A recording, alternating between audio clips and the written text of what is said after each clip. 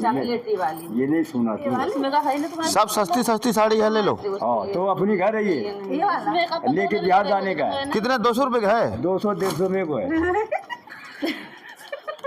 दीदी बोलना तो बोल। अभी साड़ी बहुत सस्ता है, मैं 3-4 साड़ी ले लूंगा और बिहार जाके वीडियो बनाऊंगा। आया नहीं तेरे को बोल ऐसे तो भैया साल 2 साल नहीं हिलेगा। नहीं कुछ नहीं हैगा तो मेरे को बस बताओ ना। तो पहने कैसे ये तो सो? कैसे आएगा, स्मार्ट कलर है। ऐसे नहीं फटते हो सब दो कलर वो भी आएगा ना, 2 कलर रखता है, मैं 4 कलर रखता है, सब हाई भी दाम का है ना रहता है। पर दाम भी होगा ना वैसा। मैं बोला ना कि 2025 बता बोलता, खाली बोलेगा कुछ नहीं। जहाँ 4 लेडीज बैठ जाएंगे वहाँ एक भी साड़ी नहीं लेंगे। से दर्शन हो गया। गाइस साड़ी वाले आए थे और साड़ी के लिए उसको बुला लिए और 4 लेडीज इकट्ठा हो गए, लेकिन लिया कोई भी नहीं।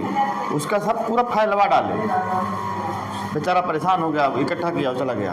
तो लेडीज को कैसा है, लेना देना जरा देख तो लेना।